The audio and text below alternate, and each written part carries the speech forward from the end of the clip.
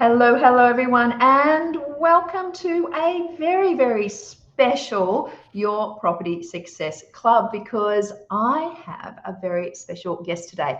Now, you may have seen my little post. I did stuff up a little bit and, I kind of went live on the Your Property Success Club a week early. So in true means of making up to you, I thought, why not find out what the mood of the market is and call on some of my special friends and see what we could do to actually, make sure we bring out the end of March 2023 in a big way.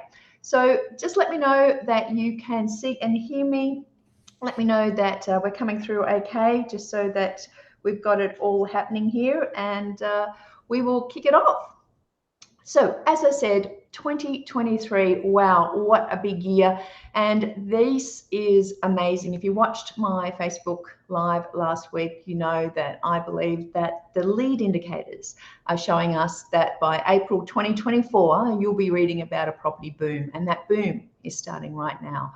And so why not talk to someone who has incredible experience across the entire property market and has done for so many, many years. And I think the thing is that about my next guest that is so important is that she has this incredible depth of experience. And let me just read her bio before I actually tell you who it is. She is the co-founder of the Home Buyer Academy. She's the co-host of the First Home Buyer Guide podcast and the Elephant in the Room property podcast, which I've been a guest on. The co-host of Foxtel's Location Australia and Relocation Australia. She's a buyer's agent mentor, and we're going to talk about that today. She's the principal of Good Deeds Property Buyers based in Sydney. She's a co-founder of Suburb Help and author of Auction Ready, How to Buy Property at Auction Even Though You're Scared Shitless. She's a licensed real estate agent, a buyer's agent, and a qualified investment property advisor. I'm exhausted. Welcome, Veronica Morgan. I'm exhausted too. We're not even going to say that you've got a family and a life outside of work, but I know that you do. Hello. So much for joining everyone here at the club today. Oh, it's my pleasure. And hello, everybody. Hopefully there's lots of you out there. Jane, obviously does amazing work, particularly on the research side of things. I think the way your brain works has always been fascinating to me in terms of the way you dig and delve through property data to arrive at recommendations. And I like your what do you call it? Your premonition, your prophecy. Your prophecy, your prediction. And you know that we're literally about to release this year's full forecaster report on the 1st of April. For Elephant in the Room, every year we write a full forecaster report, which is the predictions for the previous year that have been made, and we compare them with what actually happened. So the full forecast report for 2022 is a very interesting read indeed. And we're going to have to put you in the one for 2023, I think. We'll be able to see by this time next year whether you're true, whether it's right or not. Interesting. You know what I love about these reports is that it's like the Economist, every month. I mean, I'm sure you get the same hits by newspapers and journalists, and they go, what's your prediction about the RBA rates? Are they going to go up and down? And then they say 60% say this and 40% say that. No one's ever held accountable. No, right? That's what we're doing. What I love is that you hold yourselves accountable and other predicting people accountable as well. And we don't predict. After doing these reports, we're not silly enough to do it anymore. It's funny. There's quite a notable property expert who does predictions, and he kept hitting me up going, what's your prediction? What are the suburbs? And I go, I don't predict. I just teach people how they can actually do the assessment based on their own criteria. It's like, no, give me the suburbs. Like, I don't have any suburbs, because as we know, everyone has a different agenda and circumstance and time frame and goals and risk tolerance. And so, everyone's so individual. And I think that's the importance of, really why we're talking today, because the buyer's agent, which is, of course, what you are, is it's become so fundamental in the last 10 years for people in this, assisting them in buying properties. But it's also kind of got a little trendy, right? And so it's like everyone can become a buyer's agent. And I know, I had been a mortgage broker. On the 1st of April, it'll be 18 years that I've been a mortgage broker. And I remember going to one of those property investment seminars, and they had the property investment and then they had the business startup. And there was a very well-known mortgage broking franchise company at the business startup next door in the investment hall. And they were saying to these truck drivers, yeah, you can be a mortgage broker. It's easy. The software, you stick the numbers in and the answer comes out. And I thought, gosh, that sounds easy. And that's kind of what we're seeing now, aren't we? So I'm going to throw it to you because, there's a lot of people who are watching this who, have loved property. I hear all the time, like, at night I'm on there for hours researching and I can no longer buy, but maybe I can make this a career. But also there's people out there who want to hire a buyer's agent. And we really want to make sure that they've got the quality of people helping who do the research and have the knowledge and numbers and look at that risk assessment of the individual. So I'm going to throw over to you. Why have you actually created this property buyer's mentor program, and what was the need that you saw? And I'm really keen to hear about the path of how people can become a buyer's agent.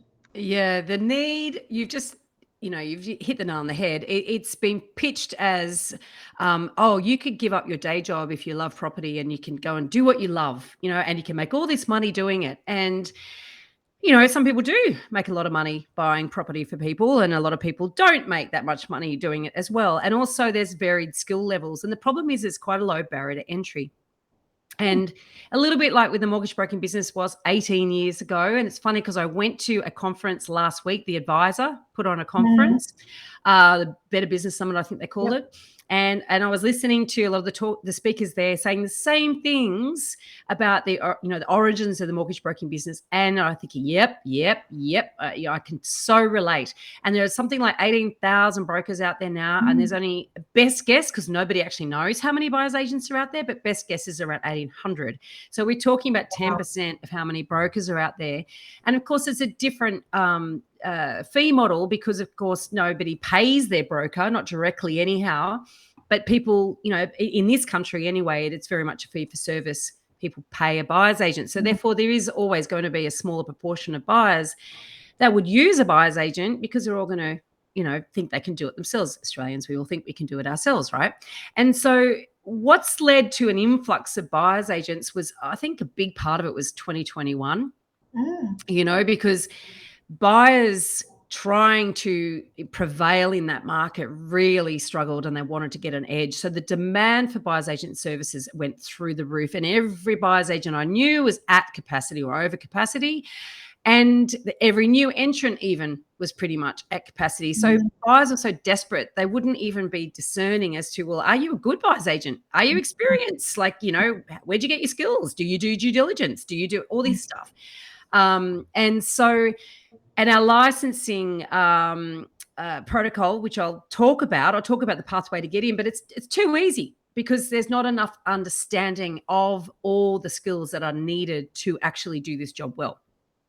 So, yeah. It's interesting, isn't it? My husband, back in the day, well, he's still my husband, but 10 years ago, when we were living in Sydney and I had, was running actively involved in the mortgage broking business back then, and I was saying there's all these people who can't find properties, and he loves the research and don't tell anyone, but he was the one who's found all of our properties basically. And I won't tell anyone. He said, look, I'll look into doing the buyer's agents course. And there was a weekend course, and then there was I think it was a 20-week course through TAFE.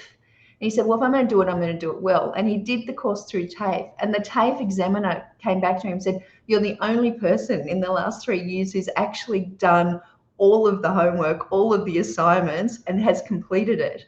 But, you have to pass them anyhow. And I thought, God, and he'd spend like, I don't know, 10 hours a week, doing all the research and things for his assignments. And they'd never seen anything like it. And I'm like, what are the others doing? So to the point, there was just absolutely no qualification really.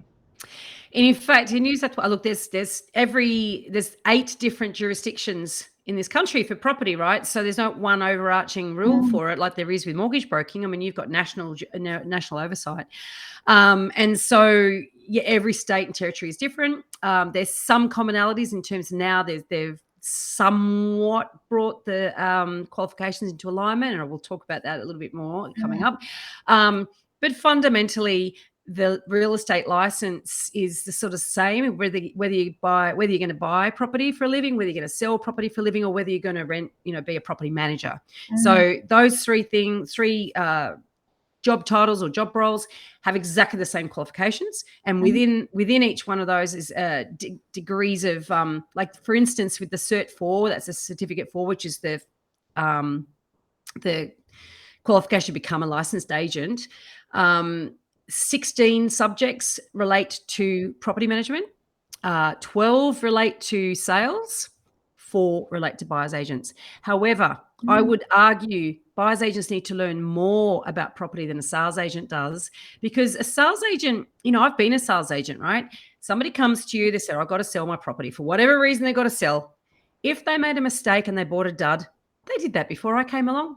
I just have to get them the best possible result and get them out of that dud as easily and efficiently as possible for the best possible price, right? But I'm not advising them to buy the dud. I'm not advising them to choose that location over that location. I'm not advising them on the price that they should pay for that property, or whether they should do due diligence and check whether the renovations are approved or whatever. I'm not advising them any of that stuff, because I'm a sales agent. I don't care. I just have to. It's really the sleep at night factor, isn't it? As a buyer's agent, you lay awake at night, and I know as a mortgage broker, you'd lay awake at night going, "Oh my God, I'm really worried about this client." But as a sales agent, it's like, I've got 6 weeks of a relationship here. Yeah. And that's actually a lot of people that go from selling to buying, they sort of jump the fence like I did. I mean, I've always been big on, long-term relationships. So it suits me. But yeah, if you're very transactional in nature and you think, oh, I'm bored of this person after 3 weeks, then you're going to hate being a buyer's agent. Or you're going to be a bad one. Yeah. Well, please, let's go through the path to becoming a buyer's agent, because I know a lot of people here in the club, they love property. And, often what I find is that you might have the capacity to purchase 1 or 2 properties, and then you kind of have to sit out for a while, and you build up the equity or income or whatever it is. And then you go again. But there's this period of time in between where everyone's like, I've just spent all this time researching. This is my niche. I've got my thing. What am I going to do with it? So for people who are out there thinking, I kind of think this could be something for me, what's and all? Tell us all about it. Well, it's a very common, I guess, pathway into becoming a buyer's agent is this. I love property. I love the research. I love finding properties, even maybe renovating them. I love adding value. I love, the idea of working out whether it's a good performer or not, blah, blah, blah, blah, blah. I love that. And I hate my day job. And so therefore I want to go and do what I love. And I think that is a great way to start, but you also have to love people. Yeah. You really have to love people, because you are going to have these people in your back pocket in your life, and you're going to be in their life for a period of time. And there are sort of a couple of different ways to carve up the buyer's agency space. You could focus on investors. A lot of people do, and then they're not so much the people person, if you like. It's more the numbers and lead with the numbers. Lead with the numbers, and I'll talk. That I will suggest that even that's not enough. Like, the numbers will take you so far. Then you need to go granular. You need to understand individual behavior, just market dynamics, which is really all about people behavior. Really, that's what people do. Property is all about people. It's not really about bricks and mortar. And so that's sort of like the investor versus the owner-occupier split. So some people would choose to go down the owner-occupier path as a buyer's agent to say, look, I actually want to be involved in people's lives. I want to help them make good decisions. And certainly in my business, in Good Deeds in Sydney, we have clients for life. And we've even helped the grandchildren, I think, of one client. Wow. So we want to be their family's Not just a buyer's agent either. We're property advisors. So we help them decide, should we sell? If we're going to sell, which one should we sell? Should we buy? Is it really, should I be talking to a financial planner instead of a property person? Like we're actually very holistic in our approach. And obviously we don't step out of our lane. We don't know anything outside property, but we know when to point people in the right direction to get the right advice. That's really hard for property people because you get really focused on, but property is the only thing you should ever invest in, right? And that's quite difficult too, because, especially as you mentioned, you've maxed out, and then what? Exactly. And I think there's a little bit of a problem when you get maxed out. They're like, I can't buy anything more. I know, I'll buy my super. And then there's absolutely no diversification across an entire portfolio. And as much as I hate shares, I'm still like, I've got to be a little bit diversified here. Yes, exactly. It's a funny one. And so it's that whole idea of I can see it. Even if I have to fly to another state to see it, I can still see it. If the property market tanks, there's still a house there or an apartment there or whatever, as opposed to the share market tanks and, it's all ephemeral. What even is it? I've learned a lot about, the share market in recent years. I would definitely not say I'm an expert, and certainly I'm not qualified in that space, but, I've diversified a little bit. I'm still very heavily in property. And of course, my problem is my whole income is from property, a bit like you, Jane. It's like my career is in property as well as my predominant investment is property. So that does make me, quite risky. It puts me in a risky category. Yeah.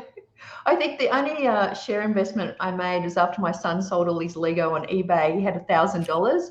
I'm like, okay, let's do some analysis and get 2 shares. And he's down to 660 at the moment. So I'm a share person.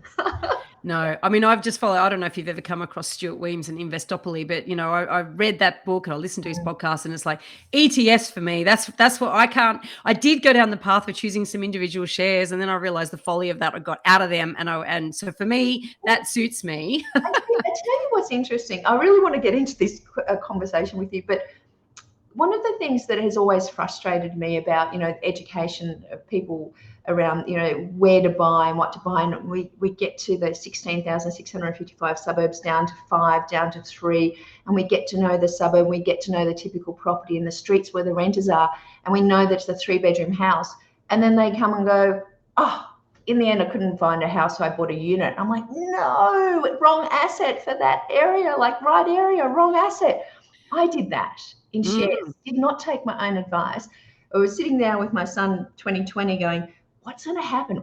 People are going to need to have blood tests. And there's CSL at $60 and there's Sonic at $20. Let's go for the cheap one. Of course, CSL is now like 150 and Sonic's 60 cents. Hilarious. And then there was Afterpay versus whatever, Zip.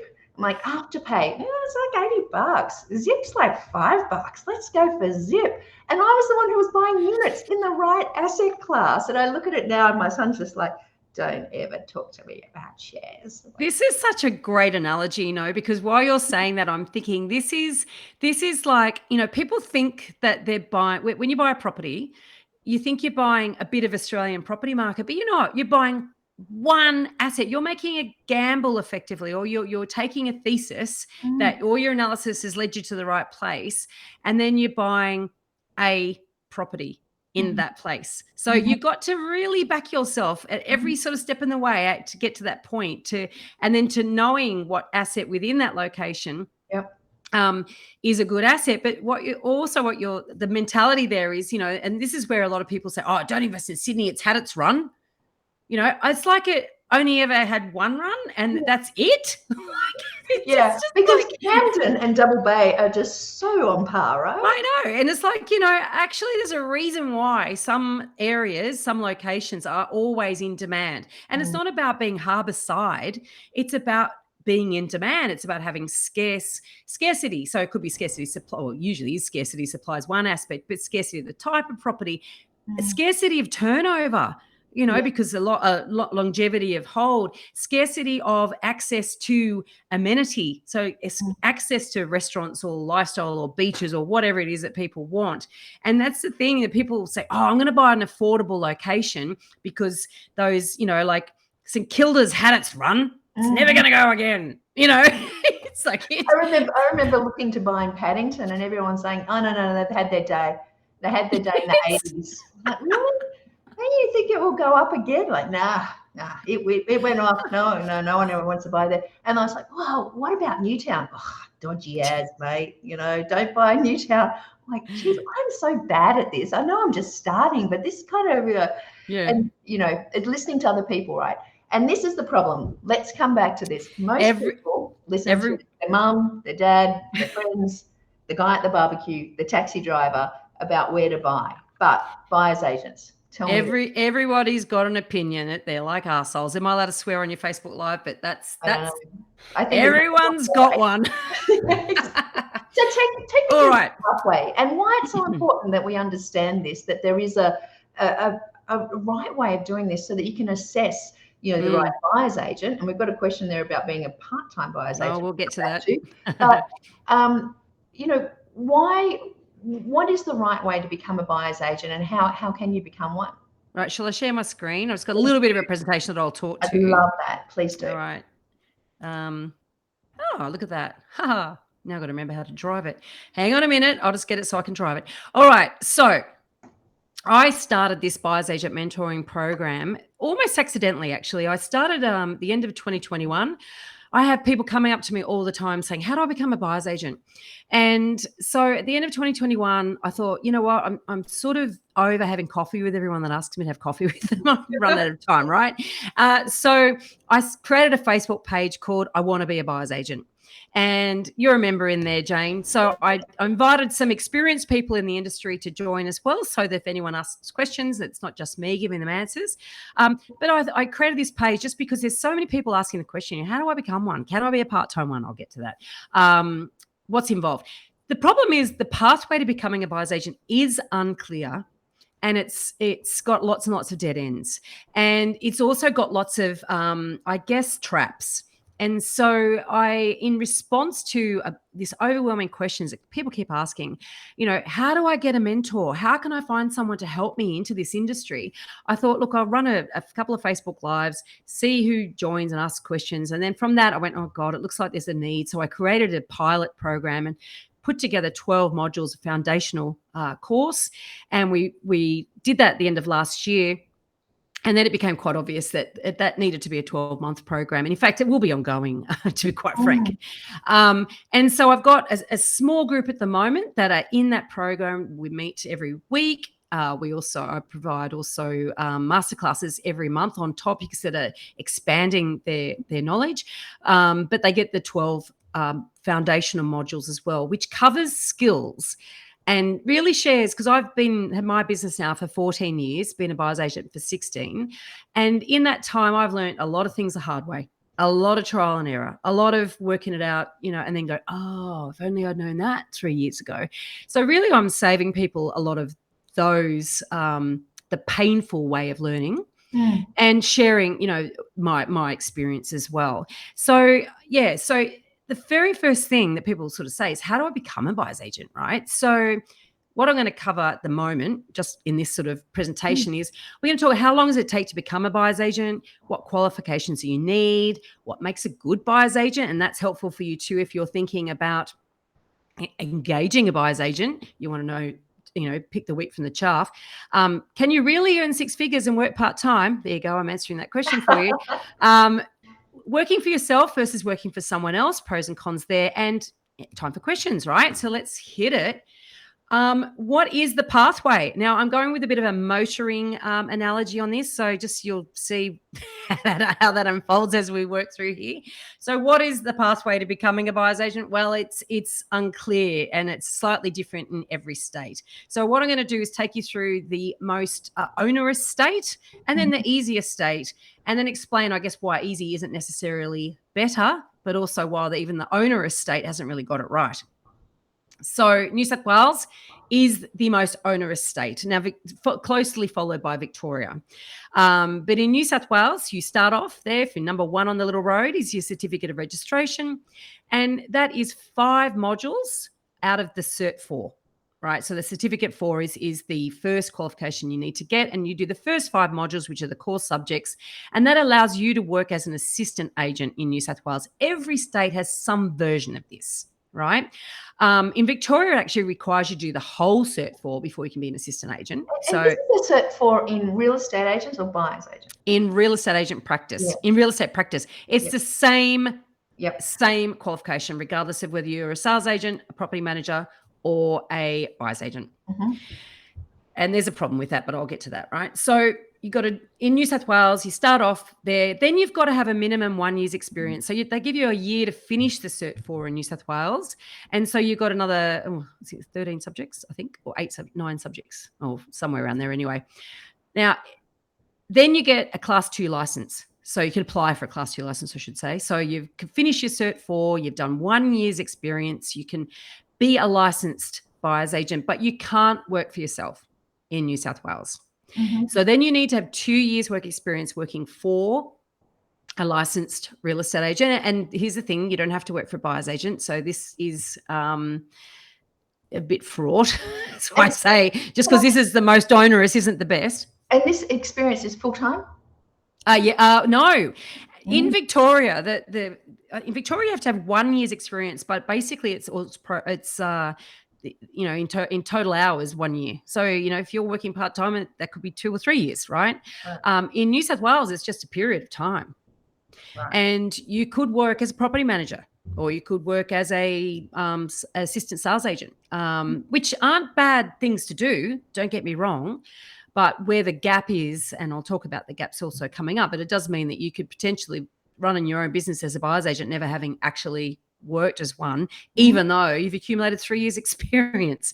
So you do need to get an additional qualification if you want to run your own business in New South Wales and in most states and territories, and that is a diploma in agency management. And then after you've done all that, 3 years experience, you've got a Cert 4, you've got the diploma, you can then apply for a Class 1 license, which means that you can now work as a licensee in charge or run your own business. So that's the longest period. And there are people out there that encourage people to take a backdoor approach, which I definitely do not encourage, even though I still don't think this is sufficient, right? Tell me about this backdoor approach. Well, the backdoor approach, let me go into what's Queensland, because this is what there's a couple of backdoor approaches, and one of which is apparently under investigation at the moment, so I won't talk about it. But the other backdoor approach is to go to a state or territory where it's easier to get your license and then get mutual recognition back in wherever you're working. Ooh, I have heard about that, yes. Now, it used to be ACT. Right? It used to be that everybody in New South Wales, and I think potentially in Victoria, because Victoria is almost as hard to get into as New South Wales.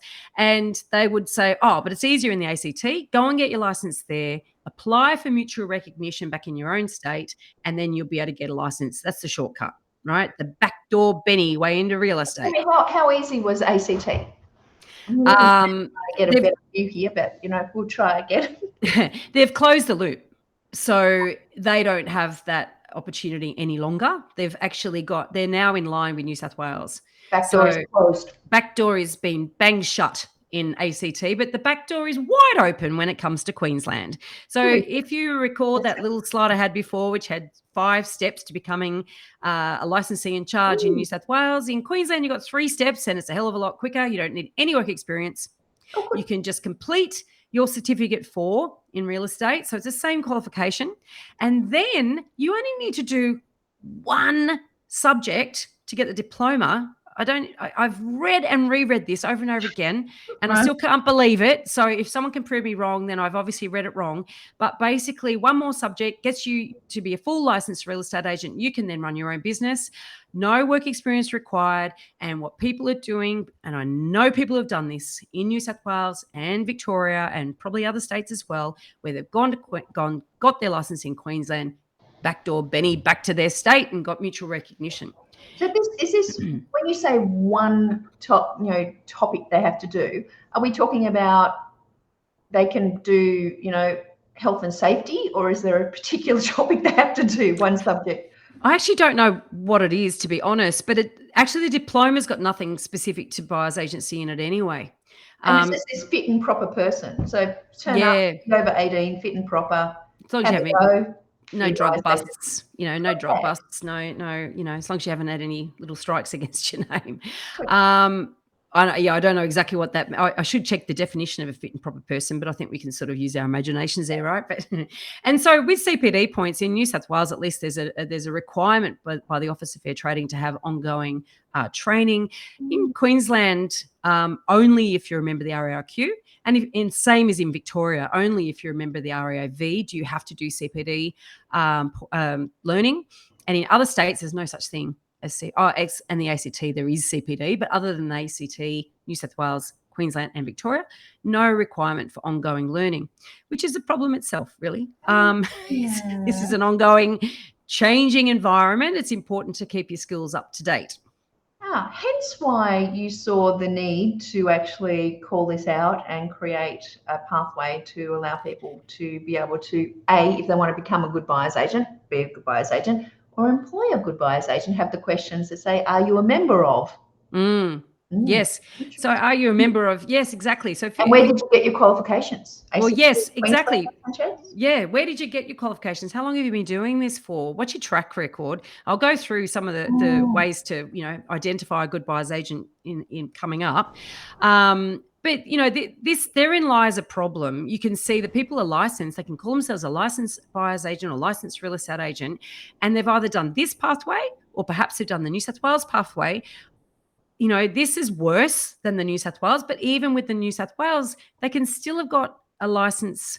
They can still have set up a business without actually having ever bought a property for a client. But technically, they've had 2 years experience, so at least they've got industry experience. Yes. Excellent. So it's Everyone better. in Queensland now who wants to be a buyer's agent is going, woo! Exactly. But there's more. As I said, you can do this, but I wouldn't recommend it. Yeah. So I guess, let's consider what does make a good buyer's agent. Do you like my little image here? This is like I was looking at racing car drivers and I thought, well, you do have to polish your car. Maybe they don't do that, but they would know. They would make sure the engine was tuned and, the aerodynamics were in place, et cetera, et cetera. There's lots of things you do. If you're going to be an expert at something, you're going to be excellent at something. You've got to hone your skills, work on your machine effectively. So let's look at what makes a good buyer's agent. Experience, and I'm talking a good 5 years. Really, or at least working with somebody working closely with somebody who's mentoring them that's got longevity. And the reason I say 5, it's an absolute minimum, because in reality, you need to be dealing with someone who's had experience in all market conditions. It's all well and good to find a buyer's agent who's only ever dealt in a boom. They've got to understand how the market changes, because when the market changes, that's when you really get to see what's a good property and what's not a good property. Everything sells well in a hot market. And the B and C grade properties, they start to struggle in a slower market. And that's the litmus test, really. And the thing is that, if they're not experienced, they won't have picked this stuff up. They won't have noticed that. The other thing that inexperienced buyer's agents often do, they'll go and buy something that's easy to buy. But the problem is, and this is one of our Home Buyer Academy principles, is that easy to buy usually translates to being hard to sell. And if something's hard to sell, it's not going to have the same capital growth as something else that is easy to sell, right? Easy to sell means lots of people interested in buying it. Lots of people interested in buying it means more competition. More competition means more prices, or higher prices. And so an inexperienced buyer's agent can make all sorts of really easy mistakes, because naivety in the property market, and I had lots of my own naive beliefs when I started out as a buyer's agent, even though I'd had 6 years of sales experience. I still was naive about a number of things. And so experience is what teach, and also a critical thinker. I'm leapfrogging myself there, but critical thinking skills, because, you can have 1 year's experience 20 times over, or you can have 20 cumulative years experience. You must all know people that it's sort of never seem to actually build their learning. They just do the same thing over and over again. You don't want that type of experience. So you want, that depth of experience. Also, I'm an absolute firm believer in local specialization.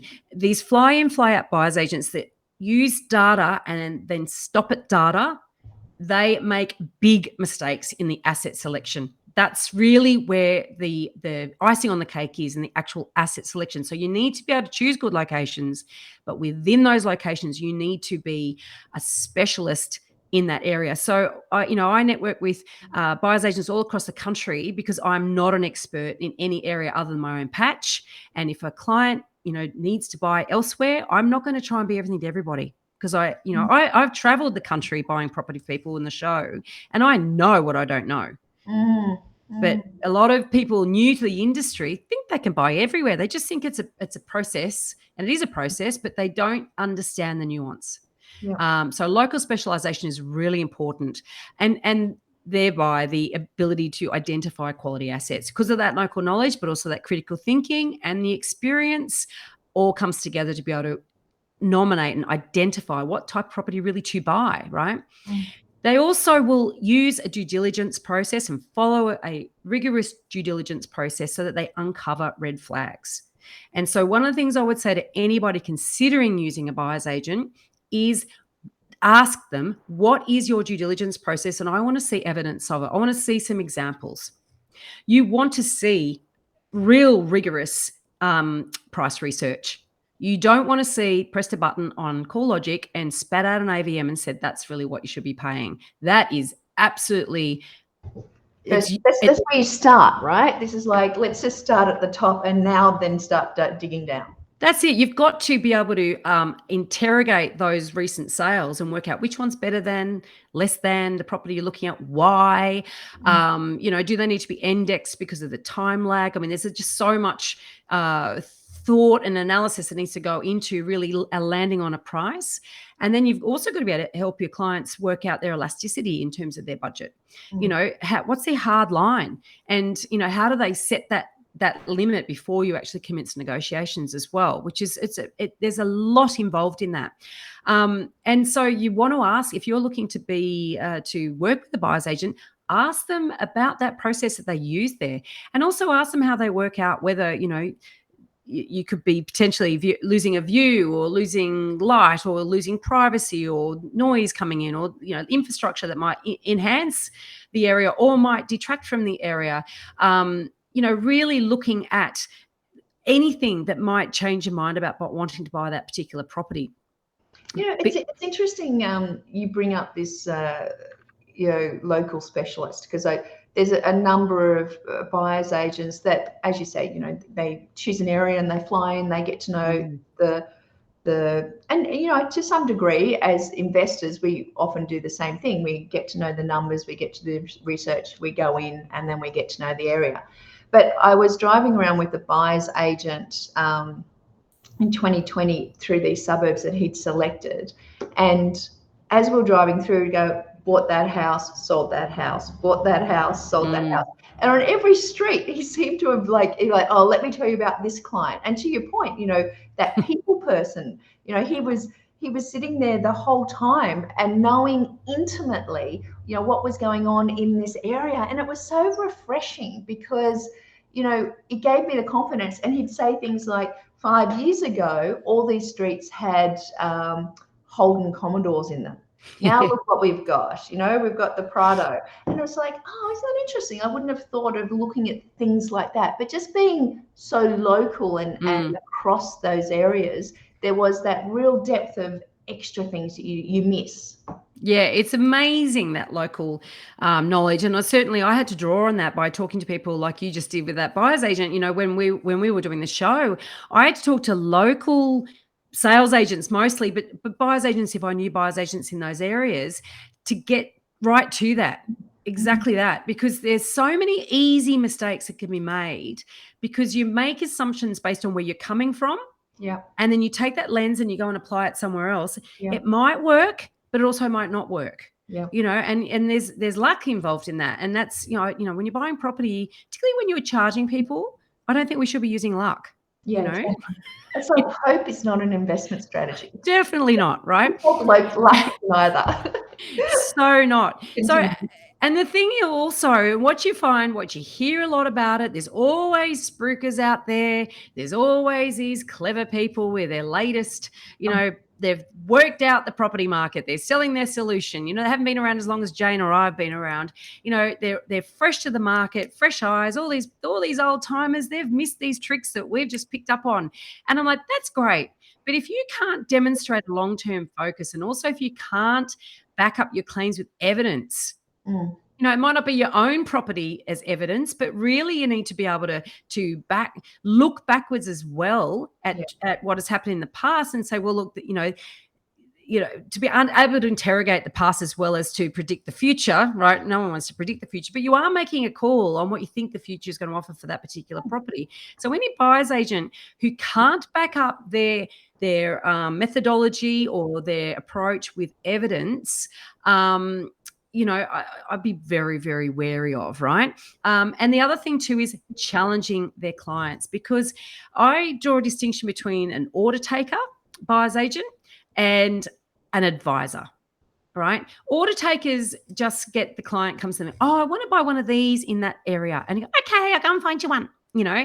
Instead of, well, why do you want to buy that in that area? Tell me about how you arrived at thinking that was the best property for you. And it might be that it is, but it might also be that they've got a whole bunch of assumptions that are incorrect. And if you don't interrogate those, if you don't challenge those, if you don't actually have a briefing process where you're saying, right, well, let's get to the nub of it and make sure we really are looking for the best property for you, then you're an order taker. And I've spoken to so many buyers agents. I've got a network of buyers agents around the country that I've quizzed and tested. And so, those that I recommend, I'm confident that they are experienced with that depth of experience, B, they're a local specialist, and C, they give a shit about their clients enough to do all that due diligence, but they will not be an order taker. They won't just say, well, I bought it for them because that's what they said they wanted. And sometimes we have clients that want to buy a property that we wouldn't necessarily recommend, but we make sure they got their eyes wide open. We really educate them as to the pros and cons, and so that they can decide, do they still want to go for it or not? And also what price limit they're going to put on themselves for that property, backed up with that information, that evidence. So that is what a good buyer's agent does. It gives their clients the confidence to know that what they're doing is the best thing for them in the circumstances. Perfect. Right. So hopefully that helps you if you're actually going to want to engage one, but also if you want to become one, you have to start thinking, what am I going to do to make sure that I'm one of these buyer's agents? Yeah. So what else you need to learn, right? So back to the riding or the driving analogy. When you go and get your learner permit, so this is the equivalent to getting your Cert 4, right? So your first qualification in real estate it's like your learner's permit in a way.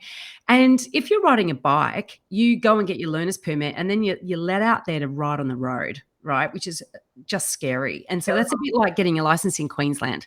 It's like, a motorcyclist who's just got the L's. They're allowed on the road. They're allowed to ride that bike, but God almighty, they've never ridden a night. They've never ridden in the rain. They've never dealt with oil slicks. They've never dealt with hail. They've never dealt with wind.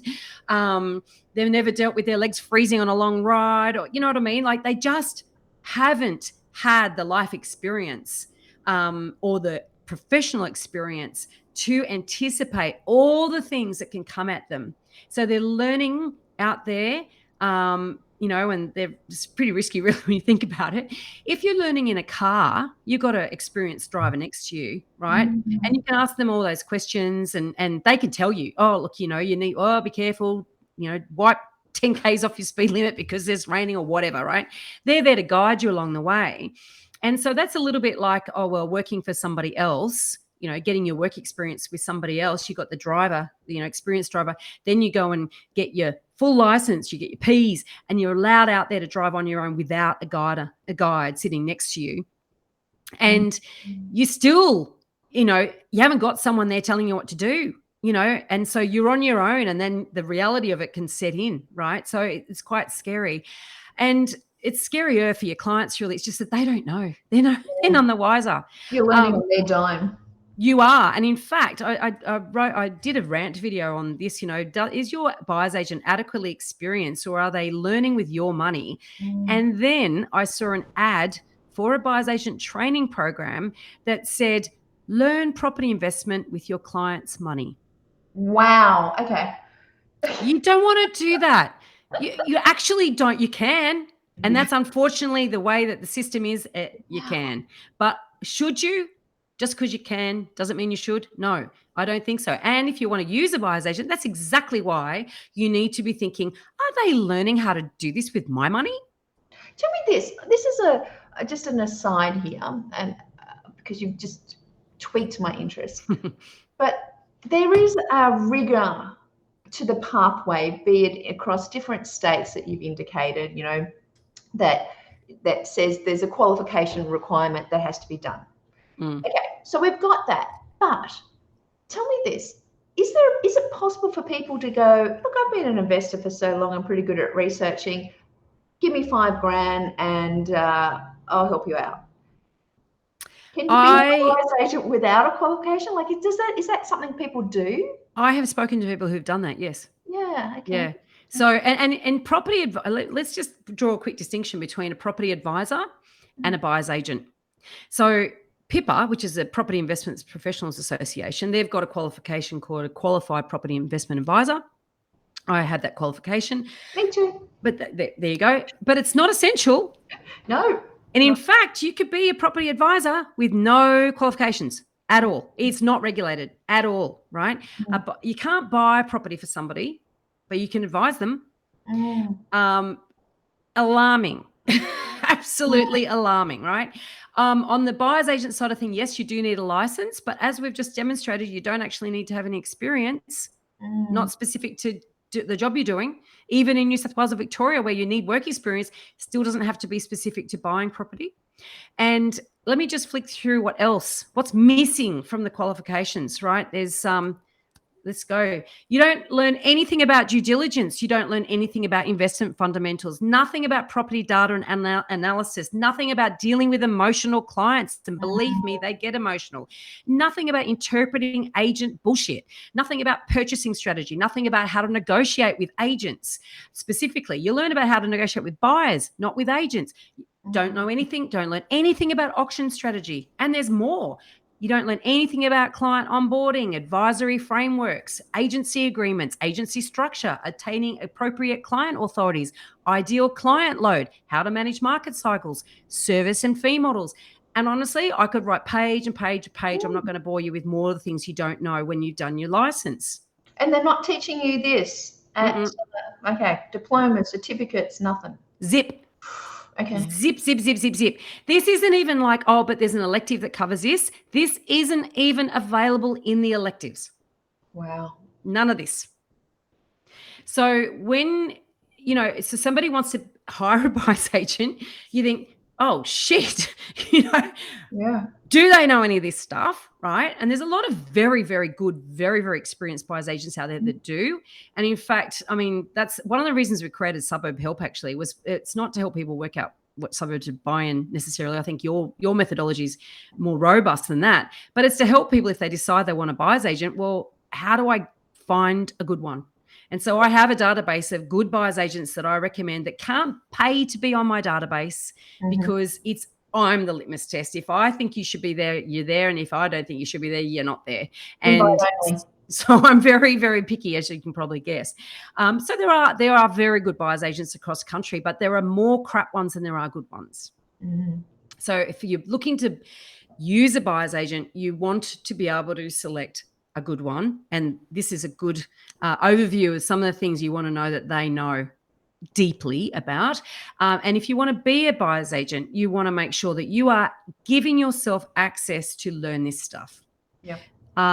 Because you won't even realize that you don't know it. Because, like, let's face it, what could possibly go wrong? If Shock me. What could possibly go wrong? I mean, apart from the fact that you are fundamentally going to have an unfulfilling career, I do believe, because you're never going to excel.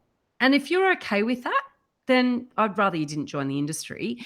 But if you're okay with that, as plenty of people are quite okay with mediocrity, then knock yourself out, just do the bare minimum and see who you can get to pay you to help them, right? But if you really want to be excellent, you're going to have to put in the yards.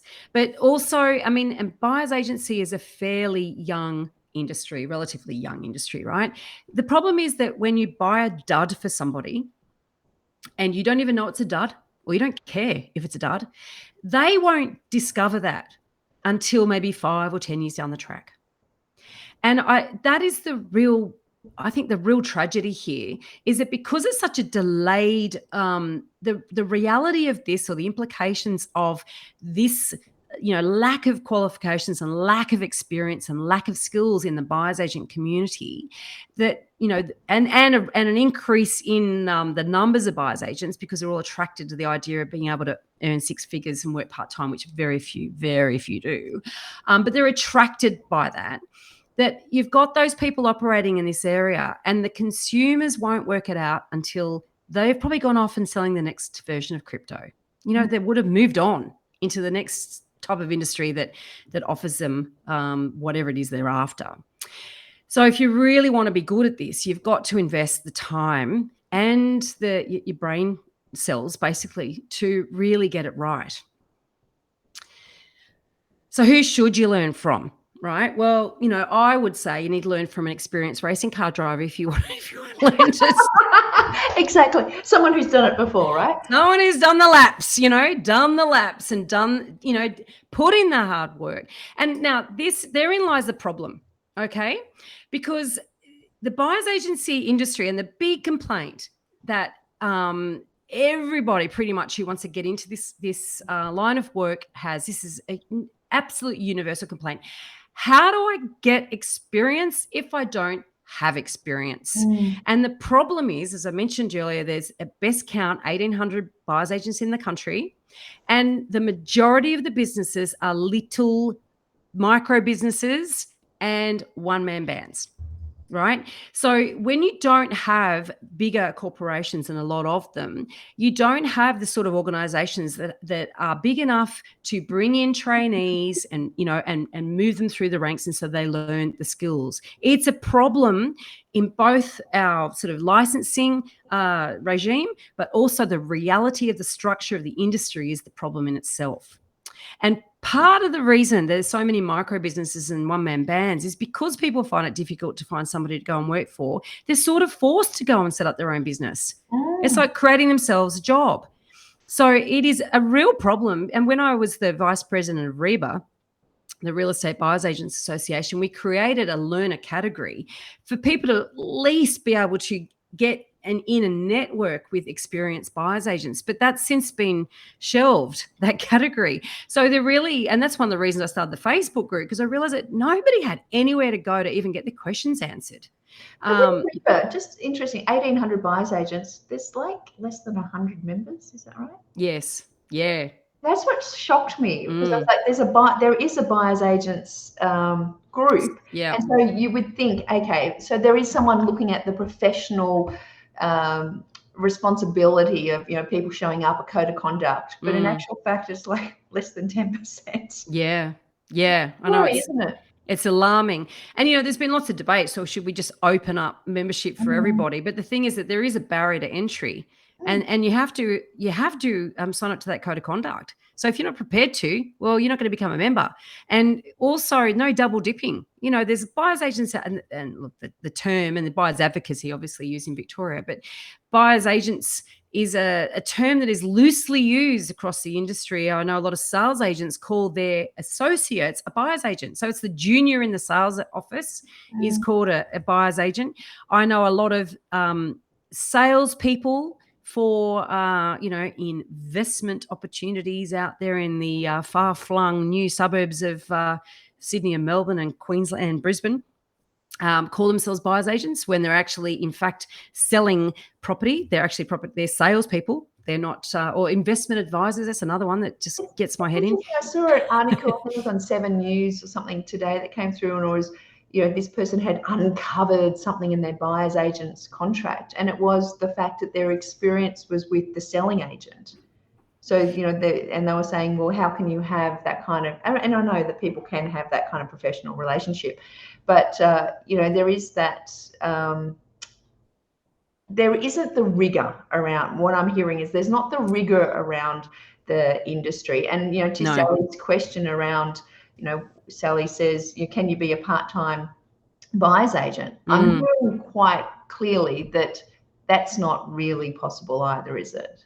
It's a myth that's perpetuated by some sectors of the community that you can do it part-time. But no, I mean, technically, can you? Yes. Should you? And are you going to excel if you do that? No. It's not a side hustle. It really is not a side hustle. This has to be taken very seriously. We're dealing with people's financial future.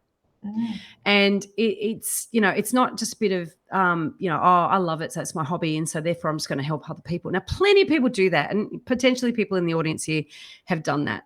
And I would hope that you just take cause for pause here. It is difficult to find people to learn from, right? If you can get a job as a buyer's agent or as a trainee buyer's agent, that's wonderful. Within a really good environment, that's wonderful, but it's difficult, right? One of the things I often recommend people do is go and work as a sales associate for a period of time. If you want to get into the industry and you want to understand things from the other side of the fence, it's actually very useful experience. You're going to learn skills and experience and perspective that's going to help you as a buyer's agent, but it's not enough. It's absolutely not enough, but it's a much better pathway into being a buyer's agent than setting up your own business from scratch without any experience. And the other thing too, you are then, when you want to go and try to get a job as a buyer's agent or as a trainee buyer's agent, you are more likely to get the job because at least you've got that industry experience. Whereas if you're coming in fresh, just with your freshly minted Cert 4, it is quite difficult to get a job because small businesses don't have huge resources for recruiting, and that, they don't want to really take a risk on someone that's, unproven and also hasn't really tested themselves in the market. So that is a way to do it. And obviously it's one of the reasons that I created the mentoring program as well, is to teach these skills so that will actually make our members, if they choose to work for somebody else, either more employable and attractive as an employee, or potentially if they are going to set up their own business, at least then they're actually going to have these foundational skills in place, so they are not going to learn with their clients' money.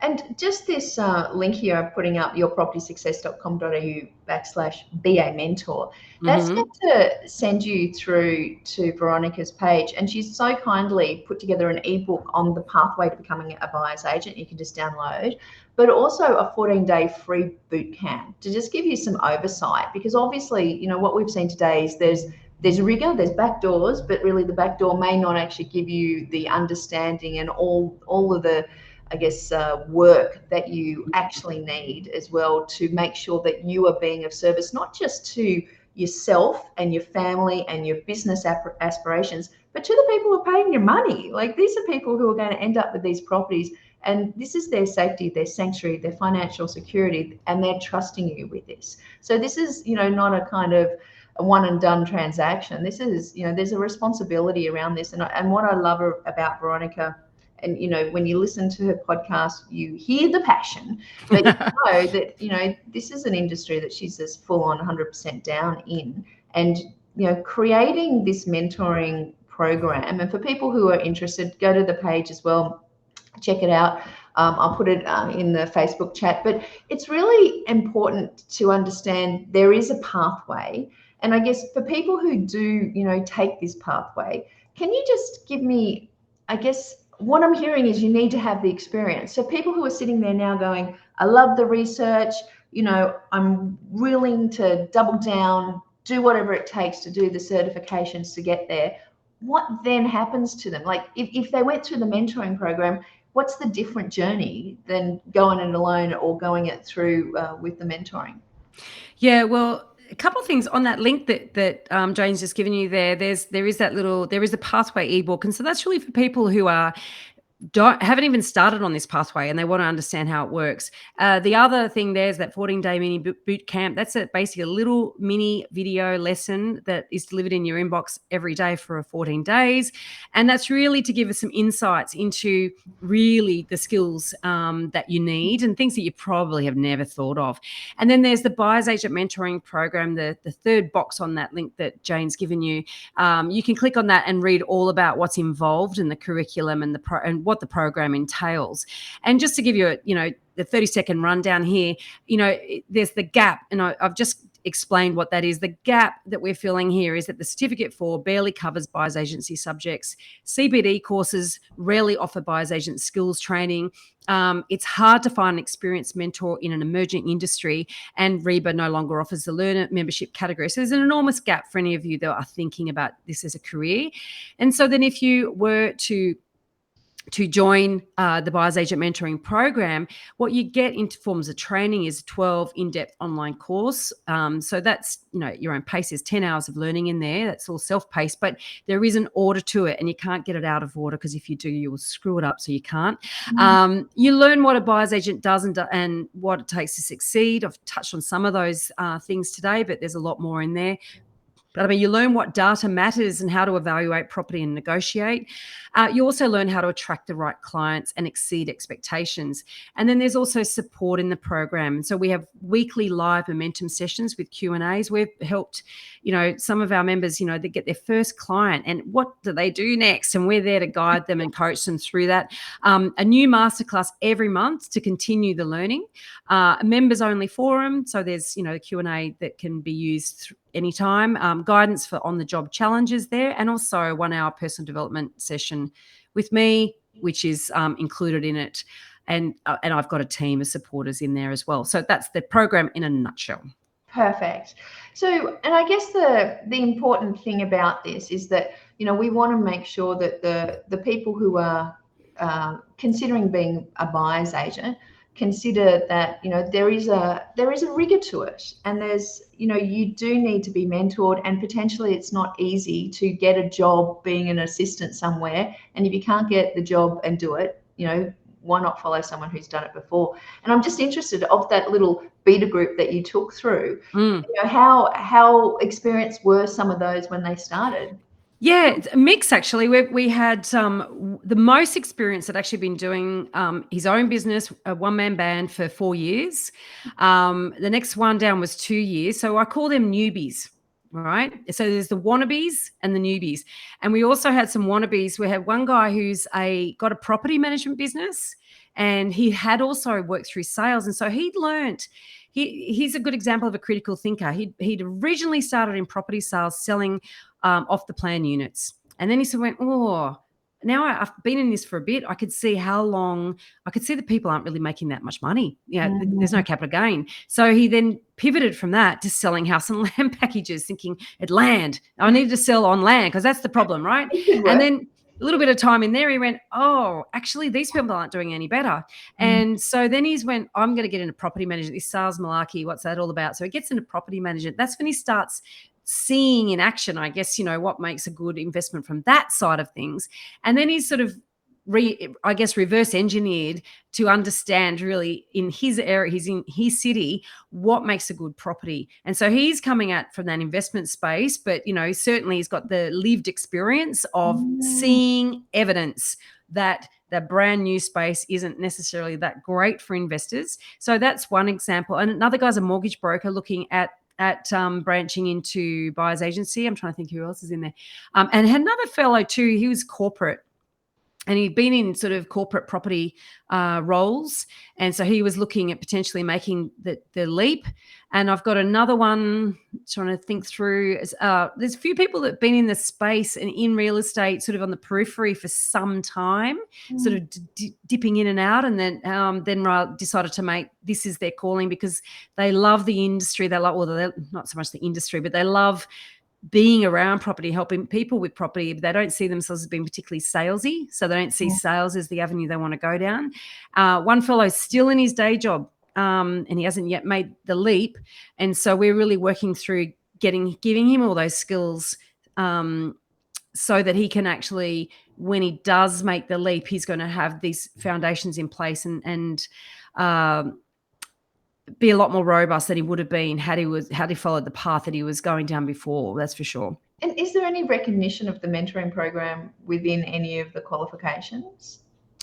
No. So we do have, REIV and REIQ have actually awarded some of their CPD points for people who've done the course, or doing the course. The New South Wales CPD requirements have literally just changed, and I'm just applying to qualify to be accredited or approved there. And the other thing that I'm down the track, once people have been through and we've had enough time when they've really embedded this stuff, I will actually create my own accreditation program, but nobody's experienced enough yet to qualify for that. So that's going to come down the track. Well, as I said, go to this link, guys, and check it out. Download the ebook if you're thinking about, joining the buyer's agent profession and putting all of those skills that you've learnt to good use.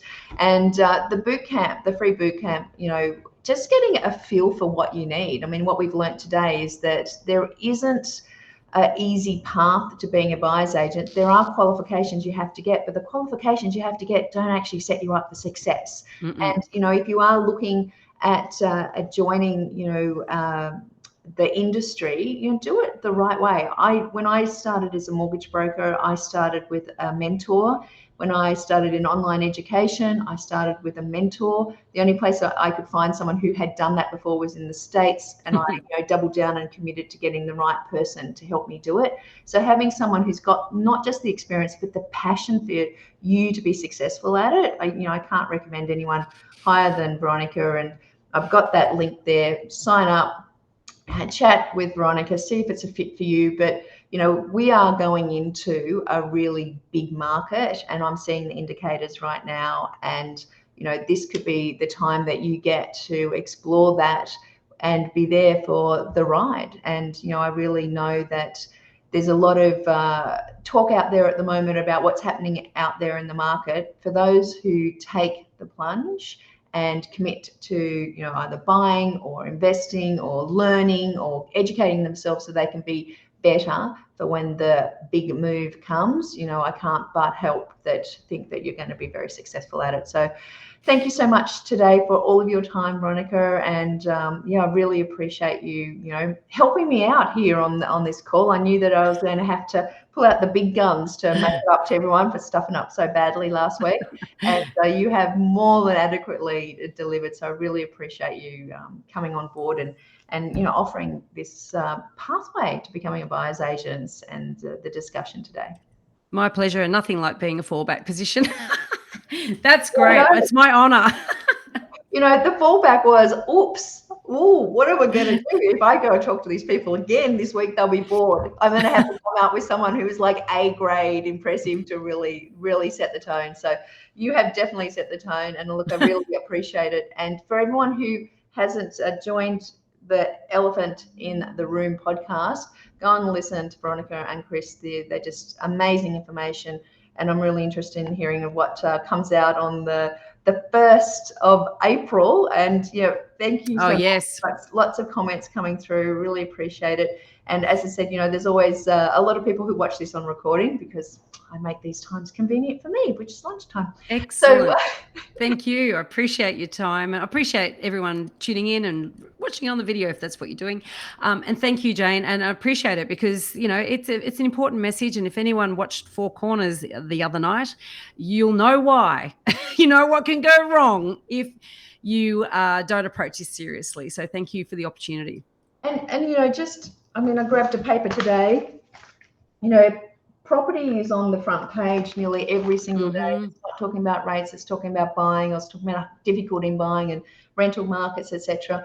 And I think sometimes as people who are watching the market and doing the analysis, it's easy to think, I'm just going to jump into this and this is going to be fine. But we know that it's hard, and we just don't want you to waste your time and money in doing something that you may not be prepared for. And we want the industry to be better. We want the whole property market to be better, and we want great buyers agents out there helping people make great decisions. So we do. Thank you so very much.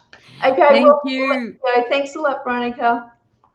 Thanks, guys. All the best, and as always, here's to your property success.